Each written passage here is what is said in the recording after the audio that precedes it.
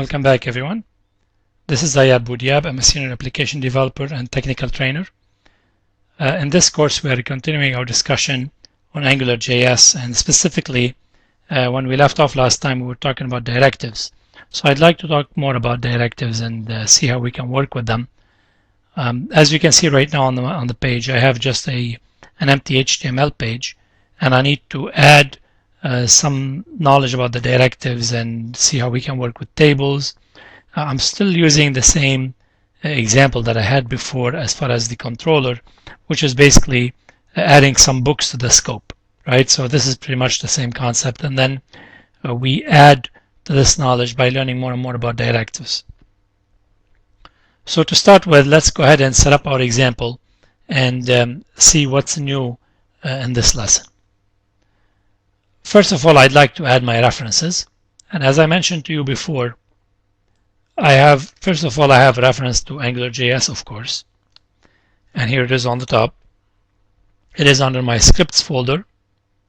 And I also have a reference to Bootstrap, CSS, and theme just to make things look nice. Again, you don't need to have Bootstrap, but it's making things look better. And we're going to use it in our examples. Now, after having the references set up, let's go ahead and add the script that that contains pretty much the Angular module and the controller and so on.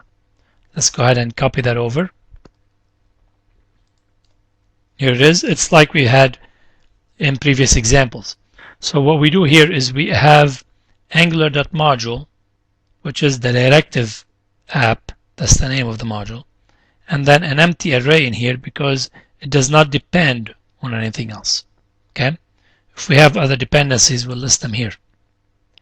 Now, this call will give me a module, but as I mentioned to you before, I can always chain my commands by adding another dot and adding the controller in this case. The controller's name is basic controller, and it's a function that takes the scope and adds to the scope. The scope, we say, is injected into that function, and then of course this is predefined by Angular. That's why you see the $sign in front of it, and then we say the scope.books. So I'm adding an array of books into the scope. Now whenever I use my controller, my basic controller, in the body, I have a reference to that books array because it has been added to the scope. So we defined in here the directive app, and then we have to be careful not to forget up here on the top, when we list our HTML tag, we need to make sure that our ng app in here is referencing this directive app. So we say in here directive app as you see it below. So this one and that one need to exist, right? Okay, so now I have defined my app, I defined my controller, I injected something into the scope, which is the array of books that are available to me. Now the rest of the information that I'm going to work with is pretty much working with tables.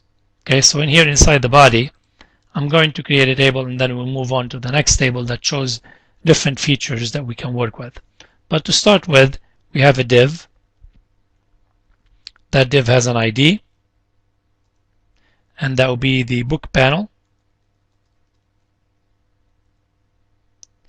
And then the class is a panel, which is again defined in Bootstrap. That's why we're using that. And inside this div, I'd like to reference my controller. Again, my controller doesn't have to be in here. Anytime I need my controller, I use my ng controller to reference it. So if I need it for the whole body, I could put in the body.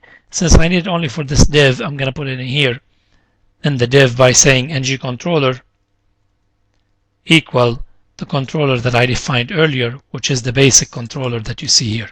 Now I have my controller. Okay? And here I close my div. So now I have the div defined. Anything that I use in here is referencing that controller, therefore I can reference my books inside the div to work with them. I can create an H3 in here for the header that represent my books list, so I can put that inside my div. Now I have my class, which is panel header, again from Bootstrap, and that's my books list, right? That should display for me just a header on the page. I can copy the path. I can come to Google, and it says my books list, but so far I have nothing, right? That's all what I have inside the body. Now I need to create a table right underneath the H3 here, and that table will contain the core part that I need, which is in this case at least the ng repeat. So I'm going to define my table with the class equal table from Bootstrap, and I close my table tag. The table has a header, so I'm going to use thead, and then make sure I close that. Inside the header, I'm going to use a tr for the row. Again, make sure I close my tr. Make sure these are tabbed correctly. And inside the tr, I'm going to define some headers. These headers will represent or will reflect what I have up here in the array. So inside the body, then I will have, inside the body of the tr, that is, I will have the header for the name, one for the page count, and one whether the book is read or not. Now, underneath the thead, I'm going to define the tbody for the table. Close the tag. Now, inside the body, I'll have a tr for the row of the data that I'm interested in, and make sure that I close the tr before I forget, and make sure it's tabbed properly so I can have a better visual of where things are. Now inside this, obviously I will have 3 TDs to reflect on the table data as they are in the header. So I'm going to have a TD here with a closing one, and I'm going to have a couple more of those guys. So let's go ahead and put them underneath, and let's make sure we tab them properly. And now I have TDs for the data. Now the plan is to repeat this row as many times as I want based on the array that I got up here, right? And I've discussed this with you before, so that shouldn't be new to you. The main reason I'm repeating those concepts, because as you look at them with different examples, as your experience with Angular gets better and better, you have a better understanding of what's going on. So it's nice to have to mention things a couple times again and again until the idea sinks in. Of course, this is not the only concept I'm explaining in this lesson, but this is one of them. So inside the body, then I have the tr, and the tr will have to repeat over all the books. And this is when I use my ng repeat directive. So ng repeat is like I'm looping in a programming language, right? Ng repeat, and I would say in here for the book in books. Obviously, I'm referencing the books that I have here, right? And I'm saying for the variable book in books, you can name this one anything you want. You can call it B, right? You don't have to call it book. But for the variable book in books, I'm going to display the data. And this is when I use my bindings here by saying I need the book.name, and then same concept here. I'm going to use the book.page count, and underneath here as well, I'm going to use book.read to explain whether this book has been read or not. So now I am looping this row that many times, right? And every time I'm displaying the book's name, page count, and whether it has been read. Make sure everything is saved, and then let's go ahead and reload the page. And as you can see, I have my headers and I have the content for the table. Okay, now the plan is to take this a step further, right? So let's go ahead underneath that that table here. Let's put a HR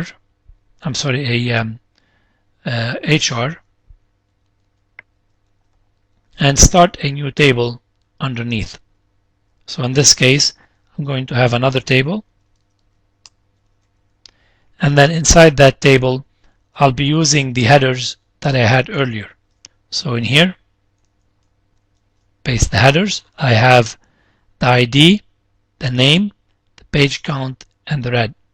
As you can see, I introduce an ID in here, which is like you display things in a table, ID 1, 2, 3, 4, 5, and so on. So then the concept is, where does the ID come from, right? So let's see how we can do that and explore it further. Under the T head, I would need a T body.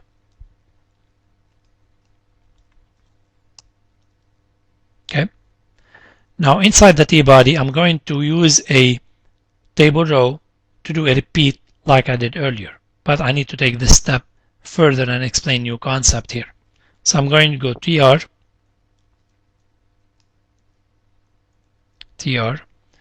and then for this TR, I'm going to use an ng repeat. So ng repeat,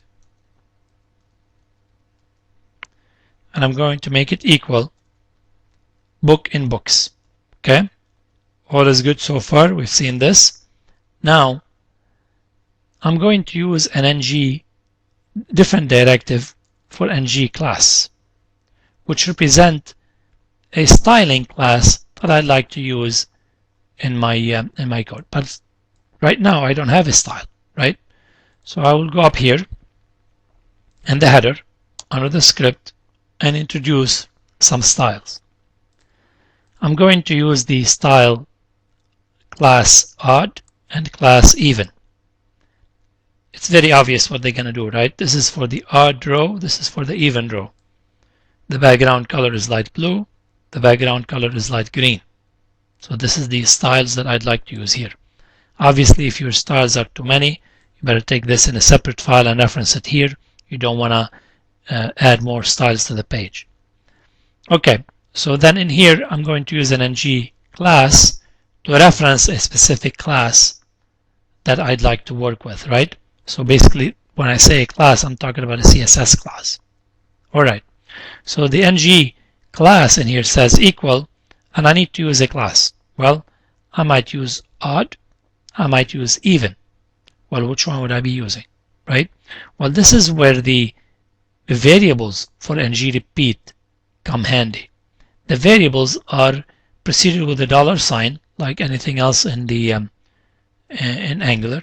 So I need to use one of those variables in here, and oddly enough, this variable is named odd. So if the row is odd, then I'm going to use the ternary operator by saying, yes, if it is odd, I want you to use the odd CSS class. Otherwise, I want you to use the even CSS class. Let's fix that here. Okay, so this is what I'm planning on doing. I'm just saying that I'm going to use a CSS class, but in this case, I'm asking the odd variable of ng repeat to tell me if this row is odd, I want you to use the odd class. If it is even, I want you to use the even class. All right, this resolves the issue of even and odd, but then we didn't resolve the ID yet, right? Okay, so let's put in here a TD for the ID, and I need to display the ID in here. Well, this one in here, to display the ID, I can use another ng repeat variable named index. This will give me the index of that row coming in, right? But obviously, index is, in this case, starts at 0, so I'd better say in here +1 if we want to display this in a table. You don't want to display the data for the user starting at row 0. So I would say index +1 to display that data. Now underneath this, I'm going to put the rest of the data. But what's nice about it in this case, which is different as well, I'm going to use one TD, and in that TD I'm going to say I'm going to use another ng repeat, and let me make sure that this is tabbed correctly so you can see what I mean. I'm working with an inner ng repeat. You have the outer ng repeat here, and here inside the TD I'm going to use another ng repeat, and that repeat will repeat over the elements in the book, right? So for each book in the books that you have here, in this case I'm going to say for each property in the book I want to display something for me. Well, the property in the book is obviously the name, the page count, and the red, and so on. So I'm going to, for each one of those, I'm going to display that property. Let's go ahead and save. So as you see here, what we did is we introduced some variables that belong to the ng repeat, like the odd to tell me whether the row is odd, index to tell me the index of the row, and in this case I showed you what's different in terms of having an ng repeat inside the TD, which is inside another row that has another ng repeat in it. Let's go ahead and save, go back to the page and reload, and as you can see in here I have another table, and let's just go back to the table itself, and to be consistent, let's give it the class equal table, and then go back to the page, reload. Now much better. Okay, so I displayed a TD with the properties, the book, the name, the page count, and whether it's read or not. I also display the ID of the book by using the index. I also decided using the odd variable to determine whether the row is odd or even, to give it a different styling. So as you can see, there's additional features to this ng repeat and what it can provide to us. I hope this discussion has been helpful to you. There's more to come on directives and AngularJS. Please stay tuned for the upcoming lessons. Thank you very much for listening. I'm Ayad Boudiab, and you take care.